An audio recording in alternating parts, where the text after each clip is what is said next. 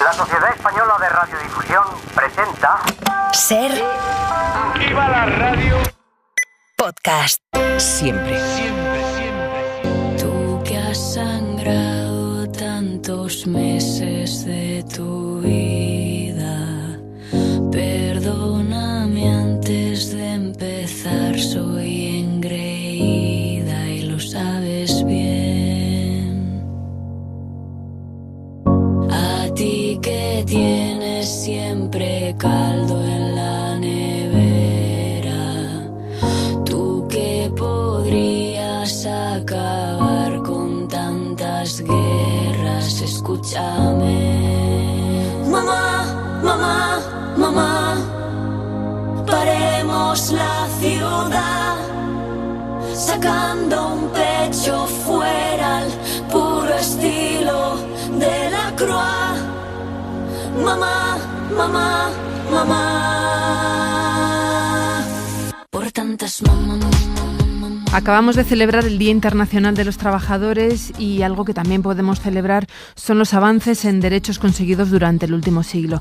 También en cuestión de igualdad. En los últimos años se ha incrementado la presencia femenina en consejos de administración, por ejemplo, en profesiones tradicionalmente masculinas, como en el ejército, en el deporte de élite, pienso en nuestras futbolistas de la selección española.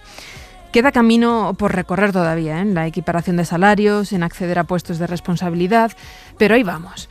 Podemos decir que estamos avanzando hacia la igualdad en el ámbito público, pero ¿y en el doméstico? Los datos dicen que estamos bastante más estancados en el plano privado. Las mujeres trabajadoras tienen que añadir 37 horas más a la semana al cuidado de los niños y a las tareas del hogar, mientras que sus parejas suman menos de la mitad que ellas, unas 14. Otro estudio del Pew Research Center de Estados Unidos dice que el 65% de las mujeres asumen el cuidado de los niños ante el 35% de sus parejas masculinas. ¿Qué está pasando? ¿Por qué la revolución de género ha funcionado más en el ámbito laboral que en el doméstico? Pues vamos a preguntárselo a Darcy Lockman, psicóloga clínica, autora del libro Toda la rabia, madres, padres y el mito de la crianza paritaria, editado en España por Capitán Swing, que nos escucha desde Nueva York. Doctora Lockman, buenas tardes. Thank you for having me. El feminismo avanza en la calle, pero se estanca en los felpudos. ¿No es capaz de traspasar las puertas de las casas? When women began advocating for their rights, it happened in the public sphere. Cuando las mujeres empezaron a movilizarse para conseguir sus derechos, lo hicieron en la esfera pública. Por razones obvias, hay legislación y políticas públicas que se han ido construyendo. No estoy muy segura en España, pero hace un siglo las mujeres estadounidenses no podían votar.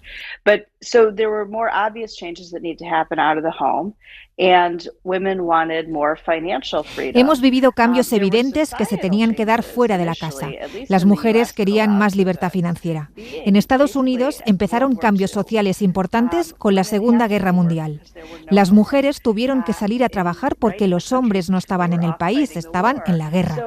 Así que las mujeres tuvieron que ponerse a trabajar fuera de casa por una necesidad social. Y creo que hubo una especie de suposición colectiva, tácita. Asumimos que cuando las mujeres empezaran a trabajar, habría necesariamente un cambio también en el ámbito privado. Parecía obvio pensar que si las mujeres trabajaban en los espacios públicos, los hombres asumirían más trabajos domésticos. Pero eso no pasó. Entonces, las mujeres reflexionaban sobre lo agradecidas que se sentían por poder trabajar fuera de casa. Se ponía el foco en algo que consiguieron que no tenían permitido hasta ese momento. Y ese sentido de gratitud eclipsa de alguna manera los avances en el ámbito doméstico, que todavía están pendientes. En una columna en el New York Times citabas un estudio que estima que a este ritmo tienen que pasar otros 75 años para que los hombres asuman el 50% de las responsabilidades del cuidado y del hogar, es decir, para alcanzar esa igualdad en el ámbito doméstico. Yeah, well, there's a gap, right? So again, there was such a focus on what women had not had access to, which was workplace success. Sí, hay una brecha ahí. Hemos puesto el foco en los espacios a los que las mujeres no teníamos acceso, que era principalmente en el ámbito laboral. Lo que pasaba en casa, que principalmente es lo que ocurre en una pareja, nunca estuvo en el centro del feminismo. Así que crecimos en una cultura en la que de niños veíamos a las mujeres hacer cosas en la casa y los hombres eran más visibles en la esfera pública. Así que copiamos, imitamos lo que vimos casi de forma automática. De niñas crecimos dando por hecho que nosotras somos las que tenemos que asumir los cuidados, como si esta idea estuviera en el agua. ¿Pero hay algo biológico que pueda explicar la desigualdad en una pareja? O te lo pregunto de otra manera, ¿hay un compromiso mayor entre las madres con el cuidado de sus hijos que en los padres? ¿Hay algo genético? ¿Lo tenemos en las hormonas?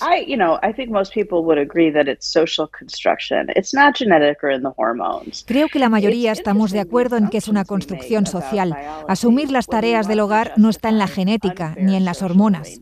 Son interesantes las suposiciones biológicas que hacemos intentando justificar situaciones sociales injustas. Men's hormones rise and fall in conjunction with their pregnant partners throughout a pregnancy. Por supuesto que hombres y mujeres tienen una experiencia diferente en relación al embarazo, por ejemplo. Las mujeres, biológicamente, son las que paren y las que viven cambios en sus cuerpos. Y asumimos que no va con los hombres, pero mira qué interesante. Las hormonas de los hombres cambian durante el embarazo de sus parejas. Ahora sabemos que la testosterona desciende en los padres de una forma bastante predictiva. Así que biológicamente cambian los dos en la pareja cuando van a hacer un hijo. Pero más allá de eso, lo que pasa dentro de una casa no tiene nada que ver con la biología. Lo que se necesita para cuidar a un bebé se aprende, no es un instinto. El instinto es un comportamiento automático que tenemos como animales, sin necesidad de aprender.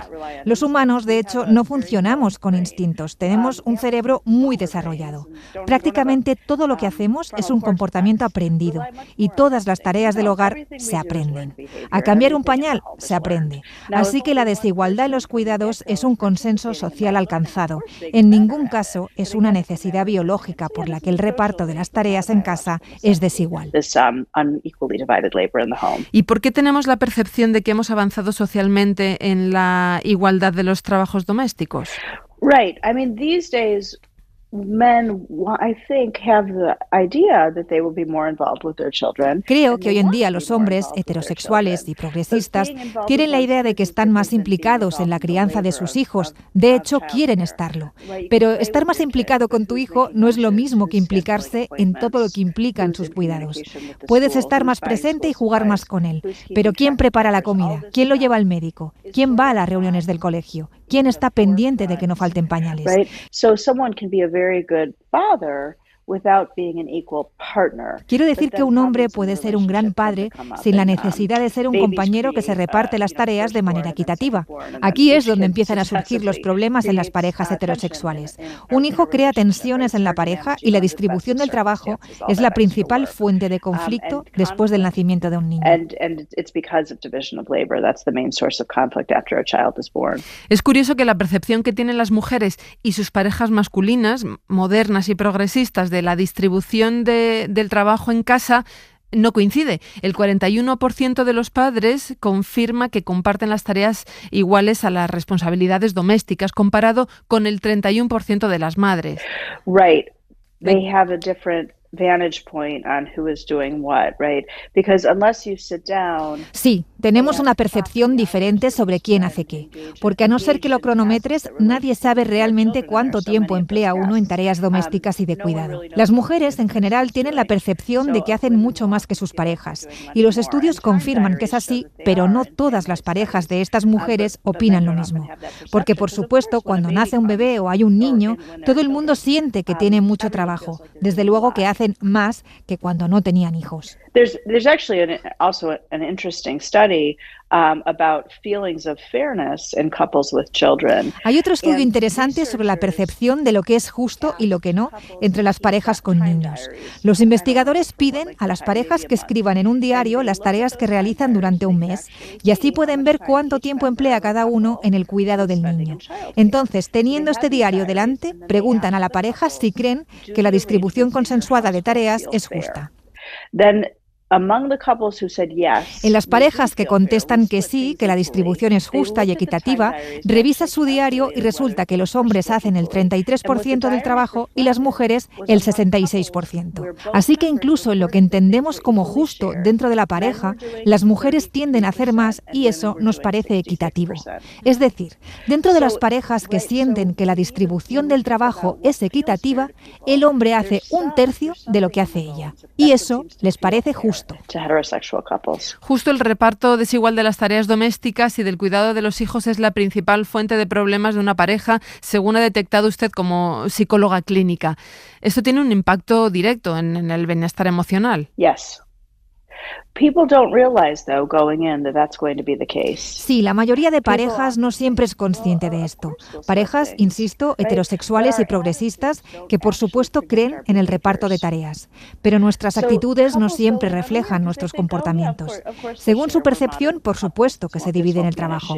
Somos una pareja del siglo XXI, nosotros no tendremos este problema. Hablo por mí, yo nunca pensé que tendría conflicto con mi marido por quién hace qué en casa. Pero la realidad es que no somos conscientes del impacto que tiene esta cultura patriarcal en la que vivimos. Nos creemos que estamos por encima de eso como individuos porque estamos en contra del patriarcado y a favor de la igualdad. Sobre el papel, las mujeres somos iguales que los hombres, al menos en la esfera pública. ¿Por qué va a ser diferente en casa? Eso es lo que la mayoría piensa antes de tener hijos. Desde luego es lo que yo pensaba, igual que las decenas de mujeres que he entrevistado para este libro. Pero cuando llegan los hijos es cuando llega el conflicto. Hablando de percepciones y de expectativas, otra de las conclusiones que has alcanzado en el estudio es que las quejas no se perciben de la misma manera si es la madre la que las hace o si es el padre. ¿Dónde está la diferencia? That's a good question. We have stereotypes about women nagging. Tenemos muy asentado el estereotipo de la mujer mandona. Cuando Hillary Clinton hacía campaña para las presidenciales, uno de los periodistas que la seguía dijo algo así como: cada vez que habla parece que escucho a mi mujer diciéndome que vaya a tirar la basura. Tenemos esta conexión social entre ser mujeres y ser mandonas, cuando en realidad deberíamos preguntarle a ese tipo: ¿por qué te tiene que decir tu mujer que tires la basura? ¿Es que tú no vives en la misma casa? ¿No ves que está llena? Así que la persona que está manifestando una necesidad se percibe como una persona molesta y mandona. Sin embargo, no pensamos que el que necesita que le digan todo el rato lo que hay que hacer está poniendo a la mujer en ese papel. Otro dato que me ha llamado la atención: entre las decenas y decenas de entrevistas que has hecho a diferentes parejas para escribir este libro, has encontrado entre las mujeres mucha rabia y a la vez mucha gratitud hacia sus maridos por contribuir y por colaborar en las tareas familiares. Gratitude is the way that women, it's something that women use to talk themselves down from their anger. La gratitud es el mecanismo que tenemos las mujeres para compensar el enfado. O sea, si te enfadas porque todo el trabajo recae sobre ti y tu pareja no es capaz de hacerse responsable, ¿qué haces? Lo que hacemos es decirnos a nosotras mismas: por lo menos ayuda. Si la expectativa es que no colabora, vamos a agradecer cada cosa que haga. Tendemos a decirnos: nuestras madres, nuestras abuelas tenían menos ayuda que nosotras. Al menos mi pareja contribuye. Así que la gratitud es un sentimiento que actúa para compensar otros más negativos. ¿Cómo ha sido la experiencia escribiendo el libro? ¿Qué tipo de interacciones has tenido con los padres y las madres que has entrevistado? Porque creo que también has encontrado diferencias en la importancia que cada uno le daba a las conversaciones en torno a los cuidados. Right, it was really interesting because women had so much to say. Everyone I interviewed had so much to say about this. I could have spent hours on the phone with every Sí, woman. esto es muy interesante porque las mujeres tenían mucho que contar. Me podía haber tirado horas hablando con cada una de ellas sobre cómo se sienten, cómo distribuyen las tareas del hogar. Sin embargo, los maridos con los que hablé, los que quisieron participar, que no todos lo hicieron, fueron conversaciones educadas, pero realmente no tenían tanto que decir. Claramente no era su principal interés, probablemente porque tampoco han pensado en ello tanto como sus parejas. Así que para mí está muy claro que hay un área invisible de conflicto en la pareja. Me parece muy interesante. ¿Y entonces qué hacemos? Dime que tienes alguna pista, al menos, para acercarnos a la igualdad en los cuidados y en las tareas del hogar. Desafortunadamente no tengo solución para hacer más igualitaria una sociedad patriarcal. Lo interesante es que no se trata, al menos solamente, de luchas individuales para provocar cambios sociales. Son más bien los cataclismos los que provocan estos cambios.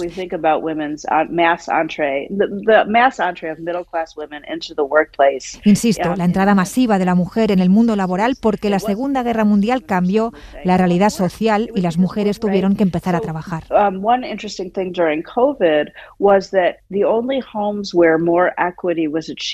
Una cosa interesante durante la COVID es que en las casas donde se alcanzó una mayor igualdad eran aquellas en las que los padres pudieron trabajar desde casa, mientras que las madres tenían que seguir yendo a sus trabajos porque eran personal esencial. Los sociólogos en Estados Unidos estimaron que esta situación se dio en el 12% de las casas. Entonces, los sociólogos se preguntan si los niños y niñas que crecen en ese 12% harán las cosas diferentes en un futuro. Así que insisto, hay mucho margen de mejora en cada pareja, pero para que cambie algo en la cultura patriarcal se necesita algo más, y no parece que vaya a ocurrir pronto. Darcy Lockman, autora de Toda la rabia, Madres, Padres y el mito de la crianza paritaria, editado por Capitán Swing. Muchas gracias por estar en La Ventana. Gracias, cuídate. I can wash out 44 pairs of socks and have them hanging out on the line. I can start and iron 2 dozen shirts for you can count from 1 to 9. I can scoop up a great big dipper full of lard from the drippings can. Throw up the skillet, go out and do my shopping. Be back before it melts in the pan. 'Cause I'm a woman. W-O-M-A-N. I'll say it again. Victoria Gabaldón, buenas tardes. Muy buenas tardes. Victoria es periodista, escritora, es directora de la revista Ma Magazine, una revista cuyo lema es maternidad honesta, maternidad brutal. ¿Tú estuviste con Darcy Lockman cuando vino a presentar su libro en marzo? Bueno, en realidad ella no vino, pero estuvo muy bien representada por su editora y por más compañeras de Capitán Swing, y estuvimos acompañándola, la periodista y también escritora Silviana Anclares y yo, en un pequeño aquelarre celebrado pues hace unas semanas. Lo que te iba a decir, si esa presentación era más una terapia colectiva o un aquelarre. Fue realmente una terapia colectiva. Lo fue, o sea, hubo oportunidad para que cada una pudiera expresar no solamente sus sentimientos con la lectura de Toda la rabia, sino que pudo también echar ahí como su mijita de rabia también, ¿no? Y compartirla con las demás y al final pues recibir un pequeño abrazo colectivo, ¿no? Pues es que no estás sola en esto. A mí también me pasa o yo también sufro esto, que no digo que sea un consuelo, pero por lo menos como que te hace sentir menos extraña. Esa necesidad de sentirnos escuchadas. Darcy Lockman lo decía también, ¿no? Que las entrevistas que ha hecho para escribir su libro Toda la rabia, ellas tenían muchísimo que contar y ellos, los que se interesaron por contestar a sus preguntas, porque ni siquiera todos, pues eran mucho más escuetos. Bueno, en este aquelarre hubo un 0% de hombres, pero el 100% de mujeres participó y hubo además intergeneración, ¿no? O sea, quiero decir que no solamente había madres recientes, sino que había madres abuelas, ¿no? Y que habían vivido otro tipo de experiencia distinta a la nuestra y que también escucharon nuestras quejas, las suyas eran otras, pero pudimos de repente compartir también algunas cosas que siguen pasando hoy como pasaban hace 50 años. Hablaba la doctora Lockman de esa inexistencia del instinto maternal, ¿no? Y asegura que a cuidar a un bebé, a cambiar un pañal, se aprende haciéndolo, que no hay nada biológico que tengamos desarrollado las mujeres más que los hombres, ni nada por así, ni nada similar. ¿Hemos sido engañadas? Pues yo creo que hemos sido engañadas un poco por ocultación, ¿no? Como que esta falta de diálogo y de relatos sobre lo materno y sobre las múltiples posibilidades de la crianza, de compartirla, de vivirla de otra manera, que no sea echarnos toda la carga, ha sido tremenda. O sea, no hemos tenido demasiados referentes que nos ayuden a pensar en que otra crianza compartida y otra experiencia de familia es posible. ¿Y tú eres optimista? ¿Crees que eso está cambiando, puede cambiar, que nuestros hijos y nuestras hijas se van a comportar de forma diferente cuando ellos sean adultos? Yo soy optimista por naturaleza, así que con este tema sí, también soy optimista. Sí lo soy. Sí lo soy porque además pienso que la maternidad es una gran puerta abierta al feminismo, ¿no? Que muchas mujeres se interesan por cuestiones feministas cuando la maternidad se abre ante ellas y dicen, ostras, ¿qué está pasando aquí? No había sentido determinadas cosas y ahora que soy madre sí siento que no estoy al ritmo que se supone que me había marcado, ¿no? Las expectativas que tenía. Entonces yo sí pienso que hay una parte que ya hemos ganado. Que hay una parte que ya hemos ganado y que no significa que la tengamos ganada para siempre, pero por supuesto creo que estamos mejor que nuestras madres o nuestras abuelas, ¿no? Cuando no se planteaban otra cosa más que ser madres, ¿no? Era como un mandato. Tú tenías que ser madre. De hecho, había como también mucho peso negativo puesto en la mujer que no se convertía en madre, ¿no? Estaba incompleta, le faltaba algo, era algo como... Quiero decir, entre comillas, una mujer defectuosa o no completa. Y creo que en eso, por ejemplo, hemos avanzado mucho. Y en que ahora nosotras tenemos el derecho a maternidades deseadas, ¿no?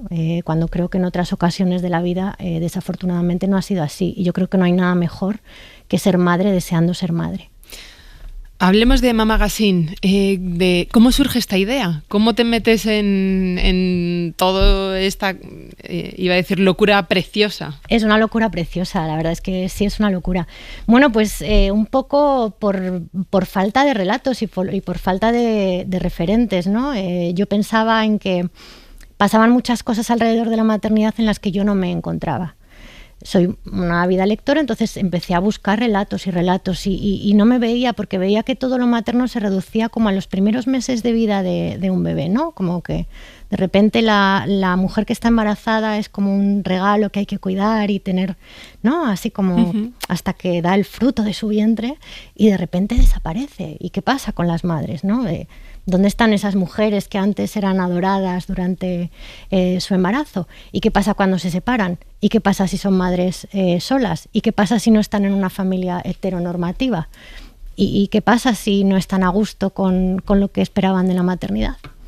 Entonces empecé a tirar de ese hilo y a ver que había muchísimos relatos, que en los márgenes de esta autopista que es el pensar solamente en la crianza y no poniendo no digo que no pongamos el foco en nuestras criaturas, por supuesto, pero que no se deje a la madre a un lado, ¿no? Que creo que es muy importante. La maternidad es una experiencia que traspasa, quiero decir, que es para mí no solamente es ser madre, también es ser hija. También es una experiencia de cuidado colectivo y me encantaría, de hecho, que dejara de ser algo nuclear y fuese algo mucho más, como que estuviera en todas las conversaciones, porque creo que merece muchas conversaciones, que es un terreno fecundísimo. Y aparte es que creo mucho en la maternidad como un motor de creación súper potente. Y esta revista, que es una revista cultural, de hecho lo demuestra así. Una madre, por ser una madre, no deja de ser una persona absolutamente creativa, creadora, aunque tenga muchísimo sueño y muy poco tiempo. Total. Aunque no tengas sueño y tiempo, si tienes la necesidad de escribir vas a hacerlo. Si cantas y quieres hacer una canción, estoy convencida de que sacarás tu falta de sueño o tu experiencia en un bonito tema.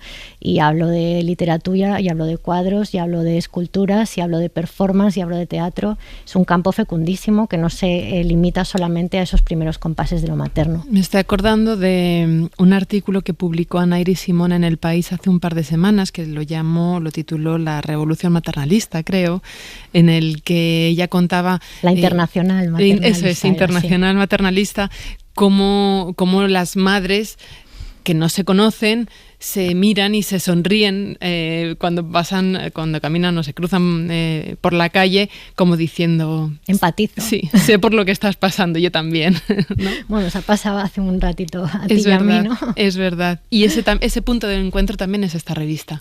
A mí hay una cosa que me encanta cuando alguien se acerca o cuando... Pasan muchas cosas muy bonitas alrededor de Mamá Magazine, como revista cultural, como espacio de unión, ¿no? Con las presentaciones y los eventos que hacemos, pero uno de los mensajes que más recibo, porque además es que tiene un público muy majo esta revista es como un abrazo. Y es algo que alguien dijo una vez y de repente se volvió a repetir en muchos mensajes, en muchos mails. Hay muchas madres expatriadas, por ejemplo, que leen Mama Magazine en el extranjero. En Europa tenemos un montón de suscriptoras y en Latinoamérica y en Estados Unidos también. Y lo que sienten es eso, es que hay un espacio donde de repente pues sienten que están, no sé si refugiadas o respaldadas, pero desde luego que encuentran relatos que les sirven para sentirse más acompañadas. Qué bien. Yo recomiendo mucho la edición en papel porque está muy cuidada, es preciosa y se puede encontrar cada 3 meses. Cada 3 meses, sí. Cada 3 meses en los kioscos. Así que muchísimas gracias, Victoria, por acercarte aquí a la radio y por este ratito y por traernos este ejemplar de Mama Magazine que es maravilloso. Muchas gracias, hasta pronto. Un abrazo.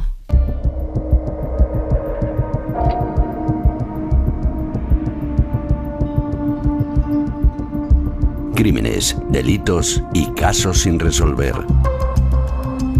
Rojo oscuro casi negro. Con Patricia Peiró.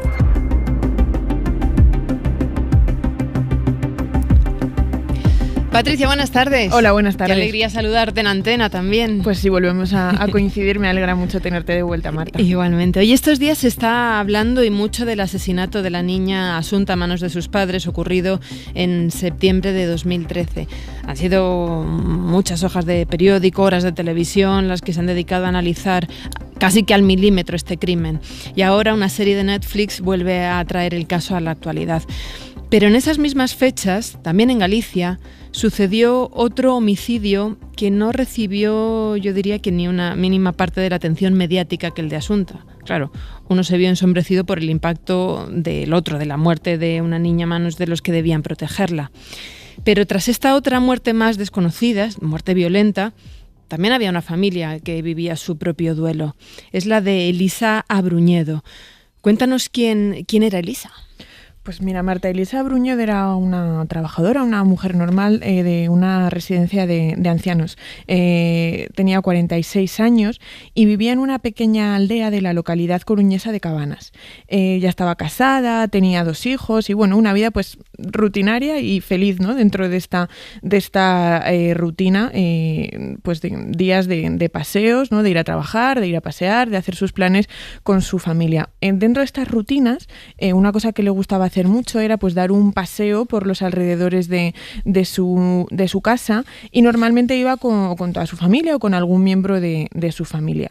Pero el 1 de septiembre salió a dar este paseo, como solía hacer normalmente, pero lo hizo sola, porque su familia ese día pues tenía otro compromiso y bueno, pues estaban en otro lugar, así que salió ella a hacer un recorrido un poquito más corto por el hecho de ir sola, por no perderse tanto ahí por los caminos y bueno, todo iba bien. De hecho se encontró con una vecina con la que estuvo hablando un buen rato, pues poniéndose al día de las cosas, y ya cuando se acercaba el atardecer, casi al anochecer, pues se fue camino hacia su vivienda y no llegó, porque cuando estaba a unos metros fue asaltada, fue agredida sexualmente y la asesinaron. Fueron pasando las horas, su familia regresó a casa y conforme iba anocheciendo, iba entrando en la madrugada, se dieron cuenta pues que era muy extraño, ¿no? Que obviamente que su madre nunca hacía, o su esposa también nunca tenía estas ausencias, pues ya fue cuando pusieron la denuncia. Y al día siguiente fue cuando encontraron su cuerpo en unas zarzas a unos metros de la casa. ¿Hubo sospechosos? Hubo sospechosos, bueno, lo que se suele hacer como siempre en estos casos es analizar al círculo más cercano, bueno, sobre todo ver si la víctima pues tenía alguna enemistad con alguien o había tenido algún encontronazo reciente, y analizar por supuesto al círculo más próximo de la víctima y también si había agresores sexuales en la zona que pudieran haber sido los autores de este hecho, ¿no? ¿Por qué? Porque el autor dejó en la escena ADN, ¿no? Un ADN que después se demostrará que fue crucial. Y estos fueron los primeros pasos, estudiar el entorno y también comparar ese ADN con el registro de la base de datos de agresores sexuales previa. pero no hubo ningún éxito en ninguna de las dos vías.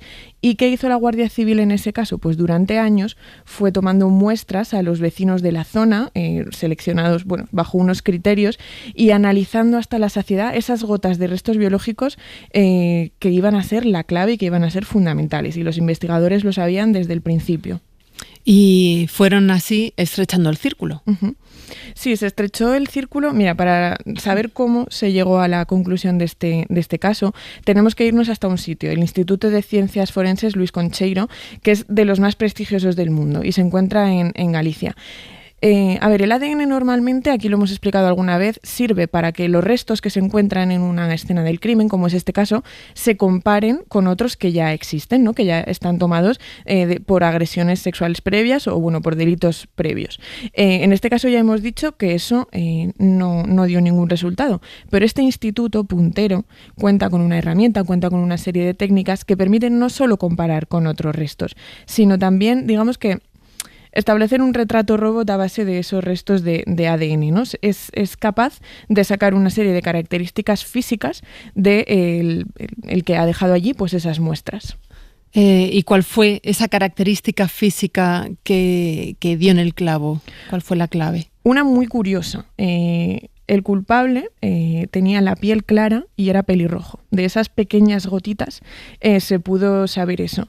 Y entre las investigaciones que ya de por sí había desarrollado la Guardia Civil durante todos esos años y estas nuevas pistas, estos nuevos indicios que podían guiarles en un camino o en otro, pues siguieron haciendo estas pruebas voluntarias a determinadas personas hasta que algo les iluminó definitivamente el camino. En una de estas pruebas, esos restos sí que coincidieron parcialmente con el autor de los hechos. Es decir, que el que había prestado, esas muestras de forma voluntaria, era familiar del culpable.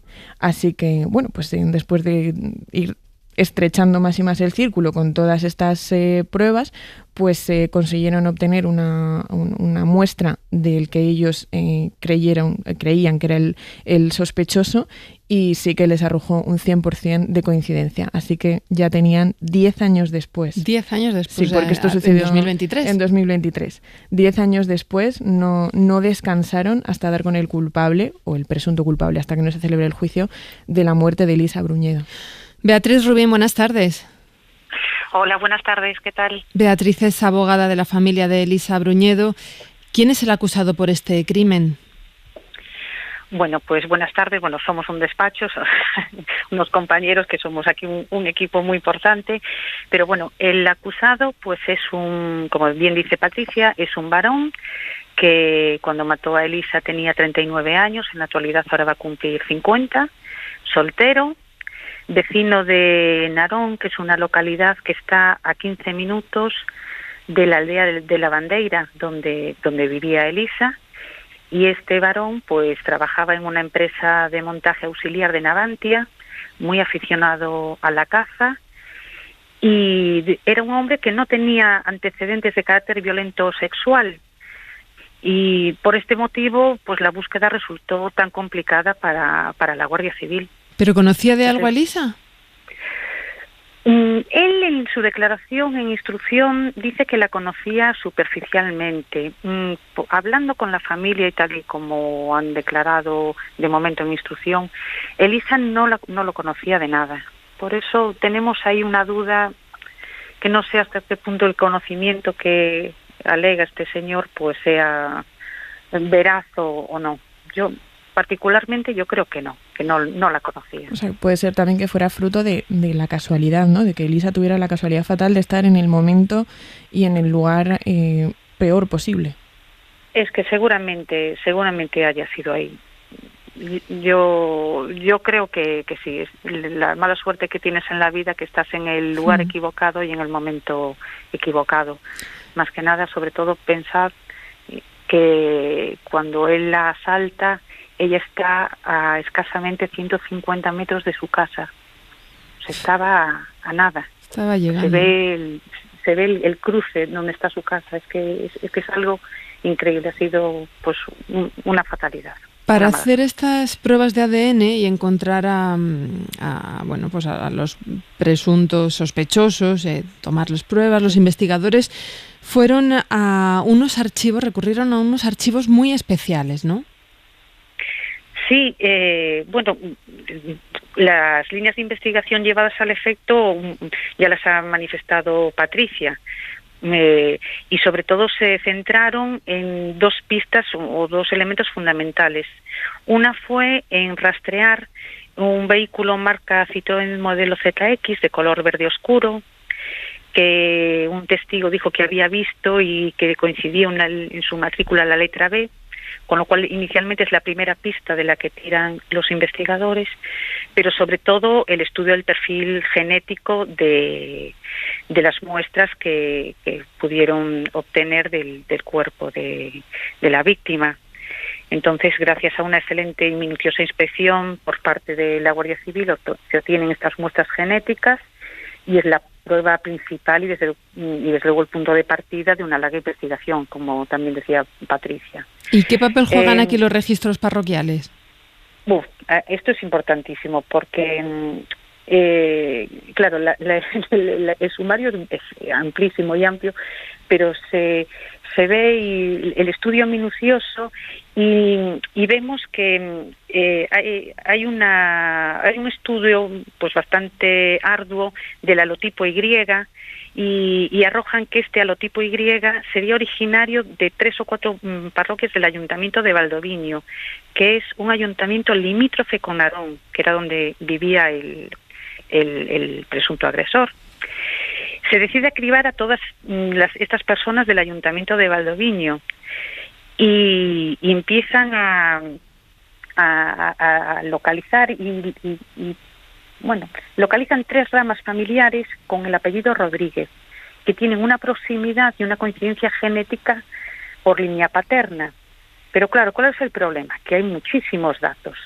Entonces, afortunadamente, pues en el año 2021 se incorpora a la investigación la UCO, la Unidad Central Operativa de la Guardia Civil, y este refuerzo pues va a ser detonante en la resolución de la investigación, porque como saben que el presunto autor del crimen pertenece a esa rama familiar de los Rodríguez de Valdoviño, tiran de los registros eclesiásticos y acuden al archivo diocesano de Mondoñedo Ferrol.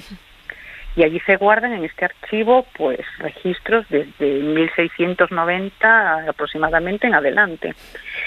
Y empiezan a buscar con un trabajo de chinos, por decirlo de alguna manera, pues todas las ramas familiares de los Rodríguez de Valdoviño. Y les iban llamando y citando para hacerle las pruebas de ADN. Ellos ya tenían algunas ramas porque ya tenían por la línea por la que seguir, pero sí que llaman a más gente con pruebas. Entonces tienen que comprobar si esas ramas familiares tienen herederos que a día de hoy estén vivos. Claro. Entonces estamos hablando de 9 o 10 ramas familiares hacia atrás. Entonces, con los datos que se obtienen de este archivo diocesano, se continúan haciendo más pruebas voluntarias de ADN, y a mediados del 2023 sí que pueden, ya tienen muchísimos datos y ya el puzzle empieza a encajar, porque localizan un ZX gris, un Citroën ZX gris, con matrícula de Barcelona, es decir, que había una B, sí, que perteneció entre el 2013 y el 2015 a un varón de apellido Rodríguez, que en la fecha de los hechos tenía 39 años, que era miembro del coto de caza de Cabanas, que vive en Narón, es decir, dentro del radio de acción de los 20 kilómetros marcado inicialmente por los investigadores, y sobre todo que esta persona es pelirroja. Con lo cual, todo este esfuerzo, pues que ha sido terrible, en 10 años, pues ya tiene sus frutos y consiguen ya identificar al presunto autor del crimen en la persona a mí cuando ibas, varón que finalmente detienen. Ahora cuando ibas, Bea, contando cada una de las pistas y cómo por fin encajan todas, a mí es que se me han puesto los pelos de punta, ¿no? Imagino cómo debió ser para los investigadores cuando ya tienen ese eureka después de 10 años. ¿Cómo fue para la familia y para los que la representáis? Bueno, pues para la familia evidentemente fue un alivio importantísimo y desde luego nunca perdió la esperanza. Eso es cierto que el transcurso de los años desgasta, que les hace caer en el desánimo, pero los hijos de Elisa pues son unas personas muy fuertes y siempre confiaron que tarde o temprano las investigaciones de la Guardia Civil iban a dar sus frutos. Entonces esto ha sido un alivio para ellos y también para los vecinos, claro, porque estamos hablando de una aldea muy pequeñita en el que todos los vecinos se conocen y que cualquiera era sospechoso, porque nadie piensa que puede ocurrir un crimen tan atroz en un área de confort, que es tu aldea, que es tu hábitat. Claro. Y entonces la detención de esta persona sí que ha supuesto pues un alivio generalizado. Entiendo que él no se ha declarado culpable. Él le ha reconocido los hechos, sí. ¿Ah, él sí? Él ha reconocido los hechos, sí. ¿Y cómo afrontáis el juicio? ¿Cómo... ¿Hay fecha para el juicio? No. De momento estamos a la espera de que concluya la instrucción, que se nos dé traslado para formular el escrito de acusación. Y el juicio, bueno, pues como todos, pues nos impone un trabajo extraordinario y una enorme responsabilidad. Pero esperemos que salga adelante. ¿Cómo son esas conversaciones que mantienes, ¿no? En este caso con los hijos, porque hay que recordar que el marido de Elisa desgraciadamente murió un año después del asesinato de su mujer por un accidente laboral. Pues ¿cómo se prepara con ellos? Porque también me imagino que hay que prepararles un poco para revivir momentos muy duros, ¿no? Sí. Desde luego respecto de los hijos hay que prepararlos para lo que suceda, lo que se escuche en el juicio, lo que se practica en sala. Sabemos que no va a ser fácil compartir el mismo espacio con el acusado, con esa persona que tanto daño les ha hecho, y que revivir todo lo que ha pasado, pues que va a ser muy duro, pero son unas personas, ya he dicho, son unas personas muy fuertes, son muy luchadores, y además el hecho de que se haya ya detenido al presunto culpable, que éste haya confesado y además que finalmente puede estar sentado ante un banquillo y ya sometido a lo que resuelva un jurado y falle un juez, pues eso para ellos va a suponer un alivio. Sí. Beatriz Rubín, abogada de la familia de Elisa Bruñedo. Qué historia. Sí. Gracias por contarla aquí en La Ventana. Nada, muchas gracias a vosotros. Mucha suerte. Un saludo. Venga, vamos a poner un poquito de luz a esta tarde. Vamos a encender la luz del faro. Julia Molina, buenas tardes. ¿Qué tal? Buenas tardes. ¿Cómo estás? Muy bien. Mira, ayer os iba a traer el Suena la Vida, sí, pero no nos dio tiempo y entonces Ali me decía ahora, ¿lo metemos? Y digo, no, porque es que se solucionó ayer en la primera llamada. A mí que me encanta jugar a eso. Bueno, pero hoy podemos estrenar. Jugar, hoy podemos sí. estrenar. Pero fue la primera llamada, no recordamos que haya pasado nunca antes, se ha resuelto alguna vez en el mismo día, pero no en la primera llamada. Y pensáis, bueno, era un sonido muy obvio. No, era dificilísimo. Yo creo que son muñecas matrioscas. Al ir separando la mitad y sacando la que hay dentro, el chirriar de la madera que va haciendo el giro para abrirla y sacar la otra, me ha sonado así. Yo tengo una y cuando mi hija la abre suena ese rechinar un poquito así, me ha recordado a eso. Qué bueno. O sea, ¿cuáles son las posibilidades de que tengas unas muñecas matrioscas en tu casa, que oigas el sonido por la radio a las 2 de la mañana y digas...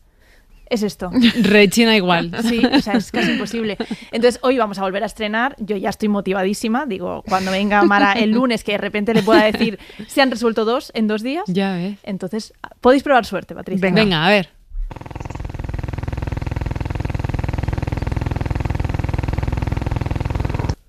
Ostras.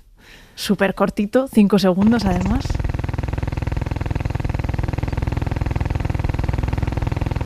Esto es una máquina de cortar algo, de cortar césped o algo así. Vale, una máquina de cortar césped. A ver, Patricia. Yo digo que es un generador de estos que pones cuando se va la luz y te pones un generador externo. Para eso es. Vale, pues estas 2 apuestas me las llevo esta noche. Y ya sabéis que Dani, que es nuestro técnico, es el que va dando los fius si os habéis acercado, o nada que ver. Los aplausos, así que bueno, nos contaréis el lunes, ¿no? Exactamente, el lunes. Si se ha acertado, ¿no? Y esta noche tenemos el faro raya. Sí, rayas como las que lleva hoy Patricia en su jersey. Queremos que nos hablen de las camisetas de rayas, de las rayas del pelo, del ojo, de los rayajos que hacen los hijos en las paredes cuando empiezan a pintar. De cuando uno se raya. Por ejemplo, de las rayadas, de los discos rayados, que siempre hay uno en el grupo de amigos, de quienes se pasan de la raya, de los que hay que mantener a raya porque se pasan, de lo que fastidia rayar el coche, con esa columna típica que se mueve. Y vamos a hablar, no sé si os acordáis de Charlotte, que es una manta raya que se ha quedado embarazada en un acuario, pero no hay ninguno de su especie que la pueda haber embarazado. Entonces se ha creado una duda de este misterio, la Virgen María de las mantarrayas. Vamos a hablar de ella y de la partenogénesis, que es la capacidad que tienen algunas especies. Se supone que las mantarrayas no, pero algunas especies para reproducirse solas. Ya, como los caracoles, ¿no? Exacto. Bueno, pues te escucharemos, pero te vamos a regalar una canción por si te vale.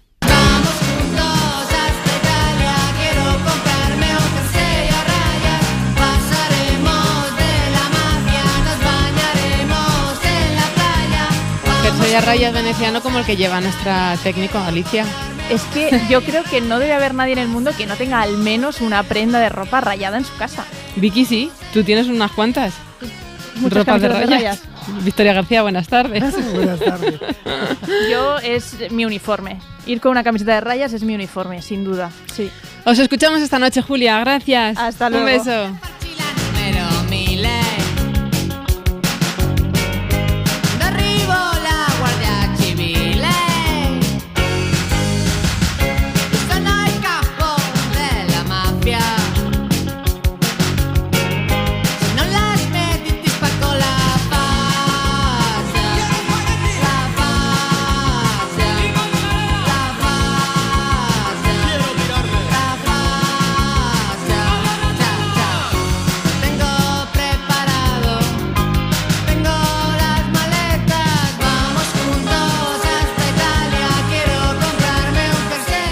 La Ventana, en Ser Podcast.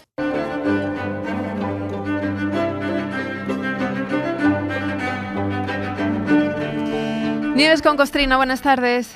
Hola, buenas tardes. ¿Qué tal, Marta? Pues muy bien, en este 2 de mayo, que es el Día de la Comunidad de Madrid, tenemos la media ciudad de puente, pero nosotros estamos aquí al pie del cañón. Hoy, que precisamente se conmemora el levantamiento del pueblo de Madrid contra las tropas francesas de Napoleón en 1808. Pero casi 300 años antes de eso, un 2 de mayo de 1519, moría en Francia un artista, el artista, Leonardo da Vinci. Muerto el artista, los franceses se quedaron con su gran obra, con la Gioconda, que han conservado muy bien. Ahora, los restos del difunto, eso ya es otra cosa, ¿no, Nieves? Sí. Puede que alguien se pregunte, bueno, o no, digo yo, a lo mejor no se lo preguntan, pero dirá alguien, ¿cómo es posible que Italia en general o Florencia en particular no sean los propietarios o los custodios de la Gioconda, el retrato renacentista por excelencia realizado por el artista renacentista más súper impresionante y polifantástico Leonardo da Vinci, ¿no? La modelo Luisa Gerardini, la Gioconda, la esposa del señor Giocondo, era florentina. Leonardo era florentino, sí, de la provincia de Florencia, porque en realidad era de Vinci, como su propio nombre indica. Leonardo da Vinci, claro. Pero, sin embargo, la Gioconda está en Francia y es patrimonio cultural francés porque desde que la tabla de la Mona Lisa llegó entre el equipaje de Leonardo, nunca más ha vuelto a salir de allí. Bueno, ha salido un par de veces prestada para alguna exposición, pero hace mucho. Pero después de 500 años allí, la Gioconda es más francesa ya que la Torre Eiffel. El 2 de mayo de 1519, efectivamente, Leonardo da Vinci murió en Francia, a orillas del Loira, en el castillo de Clos-Lucé, porque allí lo instaló su protector y mecenas Francisco I, a vivir a mesa puesta y con todas las comodidades. Ahí lo puso como, y así lo nombró, primer pintor, primer ingeniero y primer arquitecto del rey. No se sabe si fue antes o justo después. El rey Francisco compró la Gioconda porque era un tío con ojo artístico. Era rey pero tenía ojo artístico. Y desde entonces, hace más de 5 siglos, es patrimonio de Francia, la Gioconda. Menos mal que la Gioconda la han cuidado y vigilado y no le han quitado el ojo de encima, cosa que no han hecho con Leonardo, porque los franceses lo han perdido. Quand il me prend dans ses bras, il me parle tout bas, je vois la vie en rose. Il me dit des mots d'amour, des mots de tous les jours, que ça me fait quelque chose. Conociéndote, eso de que lo han perdido es literal, ¿no? ¿Qué han hecho, qué han dejado de hacer para perder a Leonardo? Y tan literal. Pues mira, la verdad es que no hicieron lo que también solemos hacer los españoles con los artistas y los escritores, pasar de ellos. Los entierras y pasas. Francia ha perdido a Leonardo, pues lo mismo que España ha perdido a Cervantes, a Lope de Vega, a Quevedo, a Calderón de la Barca, a Velázquez, a Murillo, a Zurbarán, a Tirso. Es que la lista es interminable. Sí. Ahora, tú pregunta, Marta, por la tumba de un rey, un duque, un obispo. Oye, están todos perfectamente localizados, están todos en su sitio. Es verdad. Alguien estará pensando, a ver, si yo he visto la tumba de Leonardo en el castillo de Amboise, y sí, vale, solo lo vamos a discutir a medias. Han visto la tumba en el castillo de Amboise. ¿Que han visto una tumba? Sí. ¿Que en la lápida pone Leonardo? También. ¿Que dentro esté Leonardo? Pues no. Eso es otra cosa. Sí. Lo que pasa es que es una tumba muy rentable porque está incluida en un paquete de visita que cuesta 32 euros y si reconocieran que ahí dentro no está Leonardo da Vinci, pues lo mismo se desinflaba un poquito el negocio y el recorrido.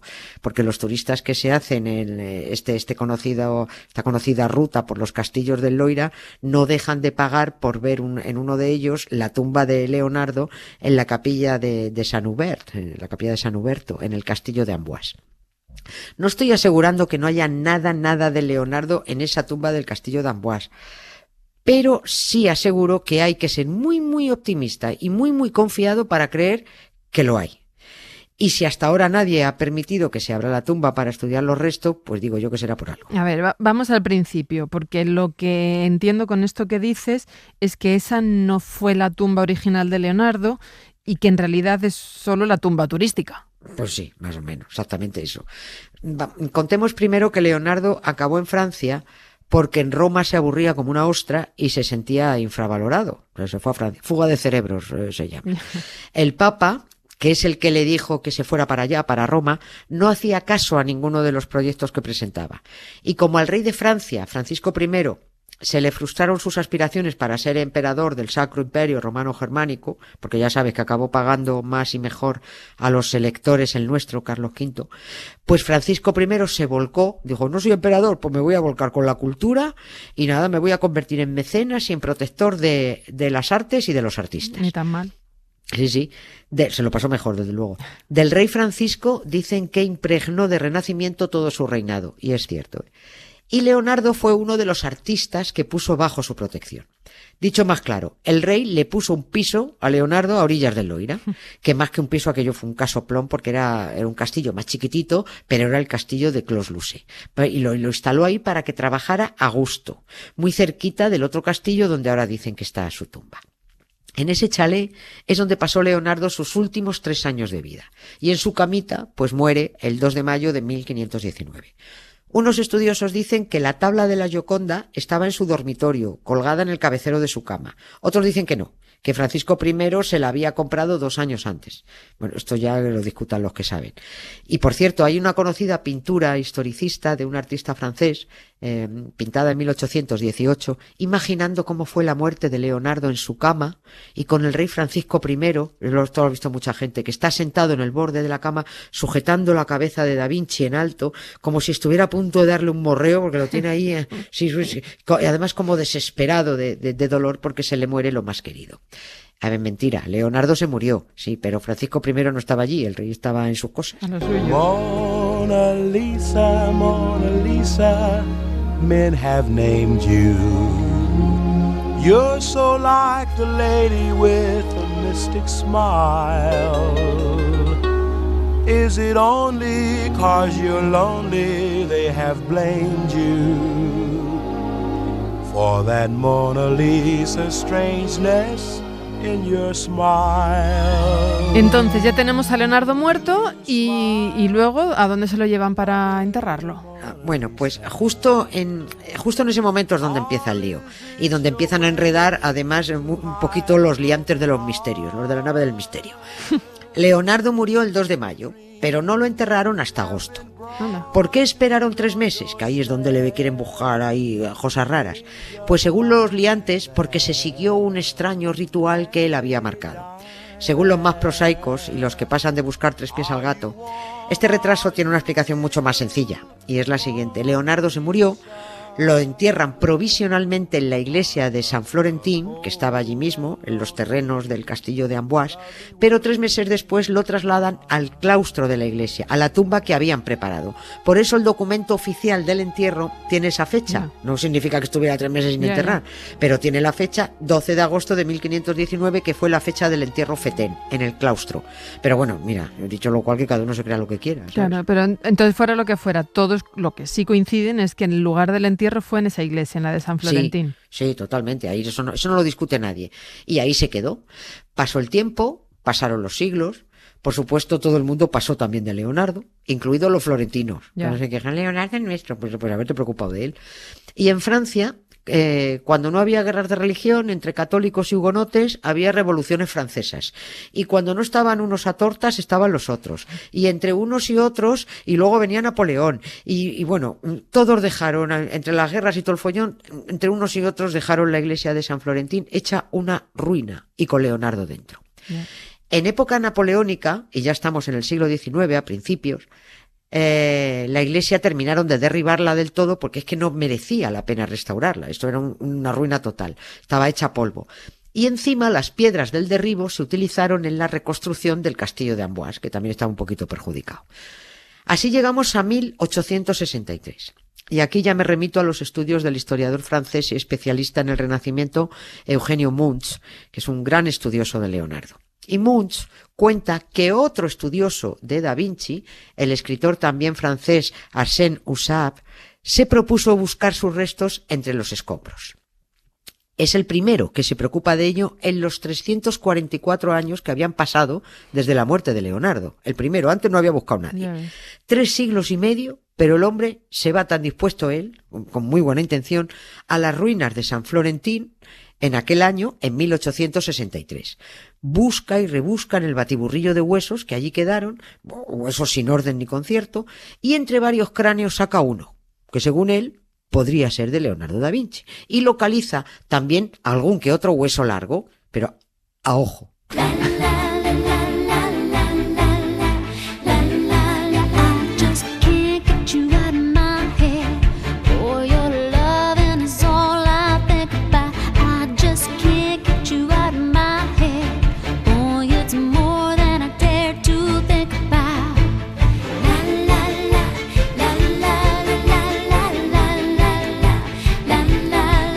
Y así a ojímetro él dedujo que ese era el cráneo de Leonardo, ¿no?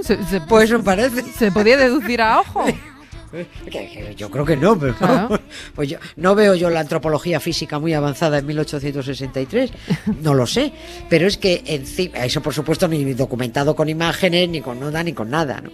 Pero es que encima este señor estuvo buscando a Leonardo y se supone que entresacando los que creía huesos del artista entre las ruinas del interior de la iglesia.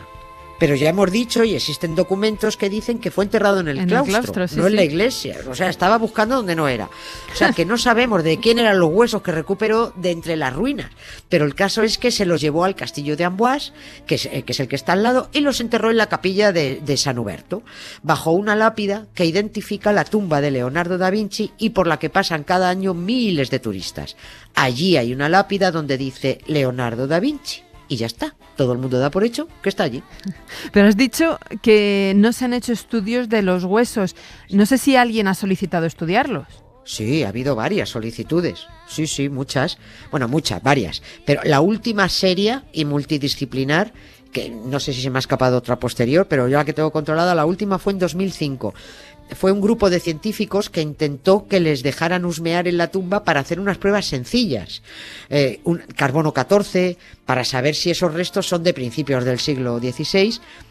y saber si son de un varón de la edad a la que murió Leonardo, claro, en torno a los 67, y pretendían también comparar ADN de Leonardo con los de su padre, que al parecer está localizado en Florencia. Pero nada, los del castillo dijeron que nanay, que no. ¿Cómo iban a dejar investigar los supuestos huesos de Leonardo si hay una casi total seguridad de que no son suyos? Si uno de los principales atractivos del castillo es hacerse la foto en la tumba de Leonardo, ¿cómo van a correr el riesgo de que se descubra que ahí no está Leonardo?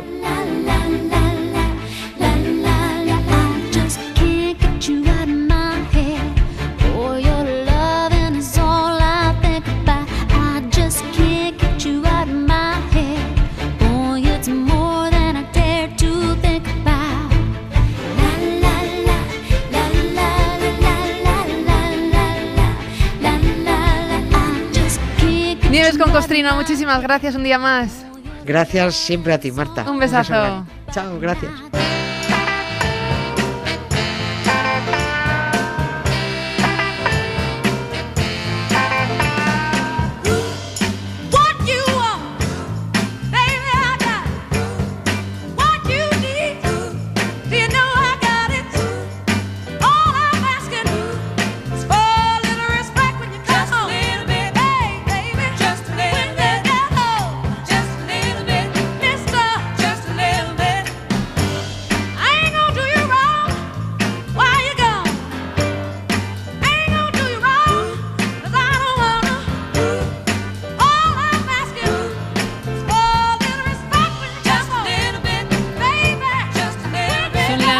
menos 18, las 7 menos 18 en Canarias. En estos últimos minutos de Ventana vamos a presentarles a alguien, al primer autor de la historia.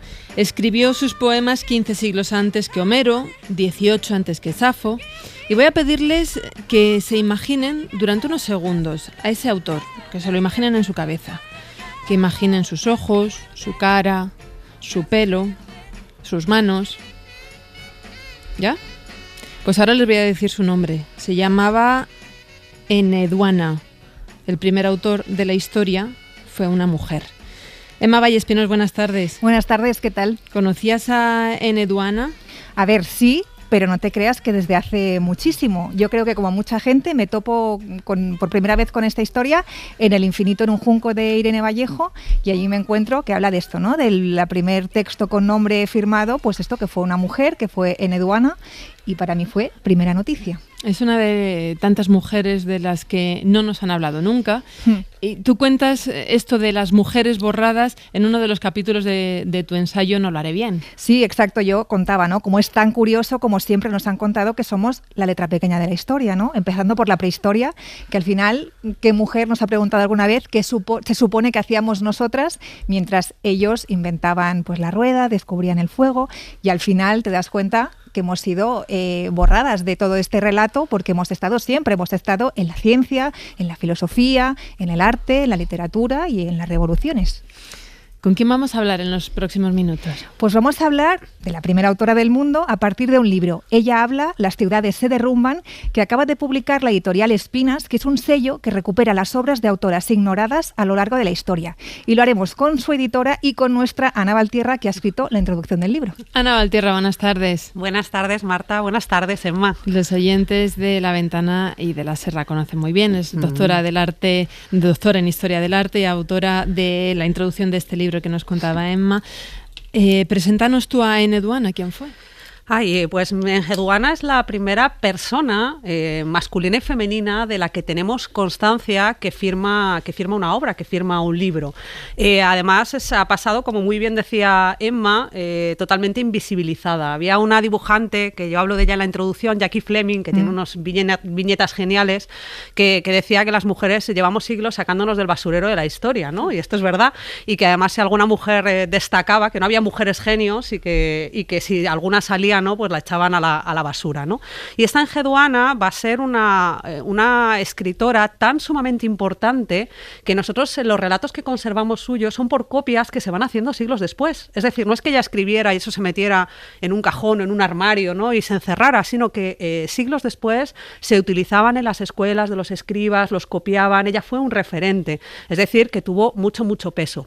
Tanto que incluso se paraleliza algo, porque los relatos empiezan a ser orales, orales, normalmente son tradiciones orales, pasa lo mismo con la Ilíada, la Odisea. Y normalmente cuando pasan los siglos se van añadiendo cosas, ¿no? Que es una de las teorías en torno a Enheduana. Y con ella pasa... perdón, porque hay una H intercalada. Porque hay una H, sí, pero en España se dice mucho Enheduana, ¿eh? O sea que no, vamos, o sea que no... A lo castizo nosotras, ¿no? Sí, no, o sea que yo ya por la costumbre, pero sí, Enheduana o Enheduana. Y como digo, pues ha sido una artista, una literata muy reputada, muy recogida ya en época antigua, muchísimos siglos antes de que escribiera cualquier otra persona, en masculino o femenino, y unos himnos y unos escritos que fueron determinantes para la cohesión de Mesopotamia. ¿Sobre qué escribía? Pues va a escribir, ella era sacerdotisa del templo, era hija de un rey, ella tenía un papel político muy importante, y va a escribir una serie de poemas, muchos de ellos dedicadas a la diosa Inanna, y en el que va a hacer pues una parte que es autobiografía, ¿no? De cosas que le estaban pasando a ella, pero lo pasaba a los templos, otra parte que eran invocaciones, otra parte al servicio, ¿no? de la monarquía, es decir, que estaba trabajando al final para el Estado y para construir un Estado. Vamos a escuchar un fragmento de uno de sus escritos. Señora de ardiente dominio, cubierto de pavor, cabalgando sobre el rojo poder del fuego. Inanna, sosteniendo una lanza pura, el terror se pliega en su túnica. Adornada con la inundación, la tormenta y el huracán, corre en la batalla, hincando un escudo erecto en la tierra. Gran señora Inanna, planificadora de batallas, destructora de enemigos, lanzas flechas sobre los enemigos, ejerces la fuerza contra los extranjeros, ruges como el león atravesando el cielo, golpeas los cuerpos sobre la tierra, cortando la carne. Salvaje toro, de pezuñas plantadas, lista para la batalla contra el enemigo. Fiero león, al advenedizo y al rebelde, persuades con tu arrojo. La culpable de rescatar estos textos, estos poemas, estos cantos, es la filóloga y editora de la editorial Espinas, Alicia de la Fuente. Alicia, buenas tardes. Buenas tardes, Marta. ¿Cómo llega a ti la historia de Enheduana? Pues igual que en el caso de Emma, hace unos 3 años yo escuché a Irene Vallejo hablando de esta poeta acadia. En ese momento me llamó muchísimo la atención porque además es sorprendente, ¿no?, que sea tan desconocido el hecho. Me llamó profundamente la atención, pero bueno, yo seguí, digamos, en mi labor de rescatar a esas mujeres que están... Emma decía en la letra pequeña, yo siempre digo en la nota al pie. Total. ¿No? Parece que no existieron y bueno, en Navidades me llega este manuscrito de la mano de Paco Moreno y Laura Rochera, donde me transmiten la pasión con la que han escrito este ensayo y además la urgencia de que se edite. Entonces yo leo este correo, leo inmediatamente su ensayo, los poemas de Enheduana. Además me llama mucho la atención que le dedique sus poemas a otra mujer, ¿no?, a la diosa Inanna, pese a que Enheduana era sacerdotisa, como comentaba Ana, pero ella era sacerdotisa del dios Nana, era de un dios. Entonces llama la atención que ella le dedique los poemas a una diosa. Entonces les contesté absolutamente entusiasmada y les dije que yo también consideraba que era urgente esta recuperación y bueno, aquí está el libro. Alicia, ¿de dónde viene la idea de emprender, de abrir una editorial que recupera obras de escritoras olvidadas? Porque, perdona, pero es que a mí me parece como una idea muy loca. Muy bonita, pero muy loca, ¿no? Sí, lo es. Sí, que podía salir mal, ¿no, Marta? Claro. Pues mira, surge porque, bueno, como comentabas, yo hice filología hispánica y siempre sentí que no tenía referentes femeninos. Y bueno, como toda letra herida, yo también quise ser escritora en algún momento de mi vida y creo que precisamente esa falta de referentes fue lo que hizo que me frenase y lo que creo que frena a muchas creadoras, ¿no? Entonces, bueno, durante la pandemia desarrollé un blog de escritoras, se llamaba Escritoras en la Historia.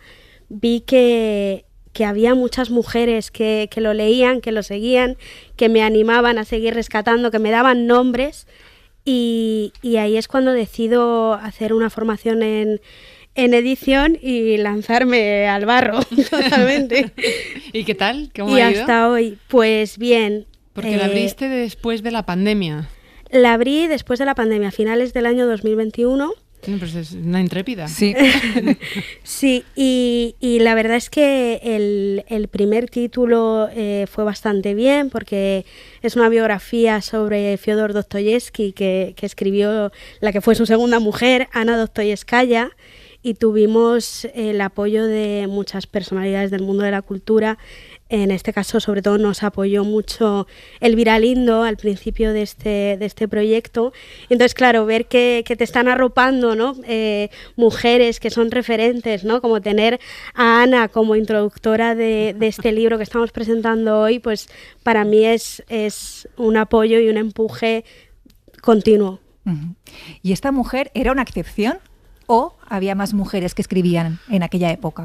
Pues lo curioso es que no era una excepción, claro. O sea, es decir, que es que encima si uno se pone a rascar, se pone a mirar, porque en España no había nada publicado, es decir, que esta editorial, Alicia, ha venido a llenar, y Paco y Laura han venido a llenar ese vacío, ¿no? Esta deuda que teníamos, pero en el extranjero sí que existen más estudios sobre todas estas escritoras, y lo que hemos ido viendo, y como tal lo hemos publicado en la introducción, es que había casi los mismos hombres que mujeres, o sea, que aprendían en las escuelas casi al mismo nivel, que los trabajos que encargaban eran los mismos, porque incluso empezaron teorías a decir que, bueno, que se enseñaban a las mujeres para que trabajaran para un público femenino, es decir, niñas con niñas, niños con niños, ¿no? Que no se juntaran. Luego se ha visto que eso no era así. Se ha visto que hay géneros literarios de obras firmados específicamente por mujeres, o sea, tenemos más nombres concretos de mujeres que firman, que dedican sus poemas o algunos palos de literatura, por ejemplo, la poesía amorosa, ¿no? Que se creen que son específicamente de mujeres. O sea, que más allá, y hablo de la literatura, ¿no? No solo de las cuentas, porque, claro, lo que más conservamos son las, pues como pasaría a día de hoy, ¿no? Las notas de cuentas, de compras, que era para lo que se usaba mucho la escritura, pero el deseo de trascender, de hacer una literatura, conservamos muchos nombres de mujeres, o si no son los nombres, conservamos el saber que estaban hechos por una mujer, que incluso la copista era una mujer, porque en Mesopotamia diferenciaban quién lo escribía, quién era el copista, es decir, cuando luego lo pasaban y estaban firmados, además tienen como una especie de metadatos, estas tablillas sobre las que se escribían. Y para más irre, incluso si era un oráculo, también lo que hacían era recoger quién había dado el oráculo, porque claro, también le daba pedigrí, ¿no?, al oráculo. E incluso diré que no solo aparecen las figuras femeninas con mucho peso, sino aparece la figura de los Asinu, que no tenían género, es decir, gente no binaria, que no se identificaba de manera clara con un género como en otro. Estos personajes también aparecen, pero también bastantes, o sea, es decir, un número muy, muy amplio. Y mi reflexión es quizás si eran más modernos antes que ahora nosotros, o sea, a la hora y que el problema es nuestra mirada sobre el pasado a veces y no tanto como se concebía el pasado. Hablando de la importancia de tener referentes, a mí hay muchos datos en el ensayo de Emma, no lo haré bien, que se me quedaron grabados por verlo sobre el papel, ¿no? Porque tú lo puedes intuir, pero uno de ellos fue la cantidad de cuadros pintados de mujeres que hay expuestos en el Prado, en el Louvre, en el Museo de Londres, o sea, que se pueden contar con los dedos de la mano con respecto a las miles de obras que hay masculinas. Sí, eso, Ana, es su campo de especialidad, pero es tremendo cómo parece que tampoco, ¿no? Las mujeres en el arte aparecieron pues hace 4 décadas o no, hace poquísimo, a principios del... Ayer se levantó la primera. Hay muchísimas, hay muchas, sí. Efectivamente, pero además ya no es solo el agravante, porque muchas de estas obras de arte de mujeres estaban, primero porque no las firmaban, por ejemplo, o porque las firmaba el marido porque con el nombre masculino vendía más, o porque luego se han tapado, se han borrado porque no interesaban. Es lo que te iba a preguntar, ¿hay un intento deliberado por eliminarlas o simplemente es ignorarlas? En muchos casos hay un intento deliberado por eliminarlas. Es decir, en muchos casos hay obra de mujeres que se borra la firma. Hablo de mujeres de las vanguardias, o sea, de no hace no tanto, las vanguardias históricas, se borra la firma y se pone la firma de otro artista cuyo estilo es más o menos, porque están trabajando a la par, pero con el nombre del artista masculino van a sacar más dinero. Con lo cual ha habido que hacer una reatribución de todas estas pinturas. No solo eso, sino las dificultades que teníamos nosotras para acceder al arte en general, a la creación, da igual que sea literaria, que sea artística, a todos los ámbitos de la creación. Nos iban poniendo palos en las ruedas. Es decir, no podíamos aprender, no podíamos entrar en academias. Cuando entrábamos, nos dejaron entrar en la academia por fin, no podíamos entrar a las clases de desnudo, que eran las que luego te daban más prestigio, ¿no? Pues claro, todo el mundo sabe que nosotras cuando vemos a un hombre desnudo, pues nos entra la lujuria y todos sabemos que a los hombres no, ¿no? A los hombres no les pasa eso cuando ven a una mujer desnuda, ¿no?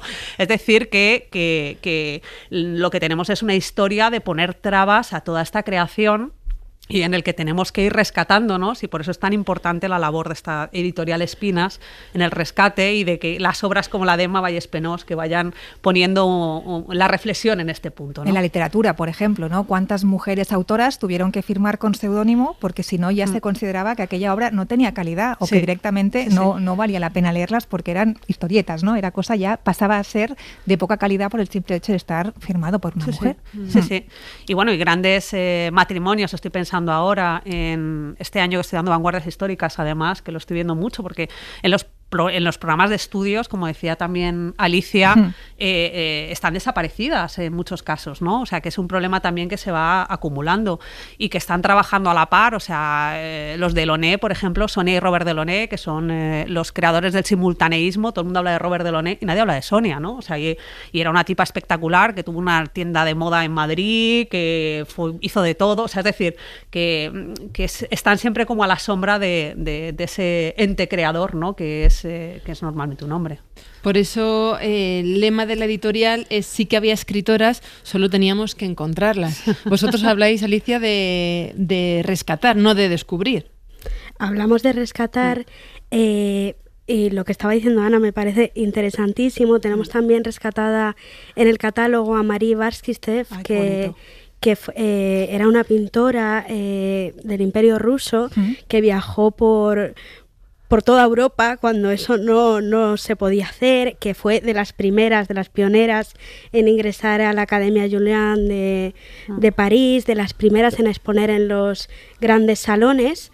Y sí, claro, hablamos de rescatar porque las mujeres estuvieron allí, o sea, a pesar de que intenten negarlo, en la introducción de Ana hay una cosa que a mí me llamó muchísimo la atención, que comentaba que en el año 2013, con motivo de una exposición sobre Atapuerca, pusieron en el cartel a una mujer haciendo las pinturas. Sí, sobre prehistoria, sí.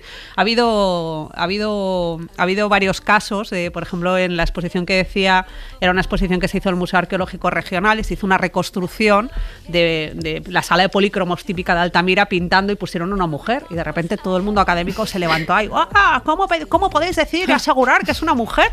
Y claro, decíamos, ¿y cómo aseguras tú que es un hombre? ¿Pero tú qué sabes? O sea, estamos hablando hace miles y miles y ahora se han analizado las huellas y efectivamente resulta que estábamos ahí. Sorpresa. Pues seguiremos muy de cerca los pasos de la editorial de Espinas. Alicia de la Fuente, muchísimas gracias. Gracias a vosotras. Ana Valtierra, gracias, amiga. Un placer, amiga, siempre que quieras. Emma, un beso, mañana más. Cerramos así la ventana, volvemos a abrirla mañana a las 4, las 3 en Canarias. Un beso. Gracias. Para no perderte ningún episodio, síguenos en la aplicación o la web de la SER, Podium Podcast o tu plataforma de audio favorita.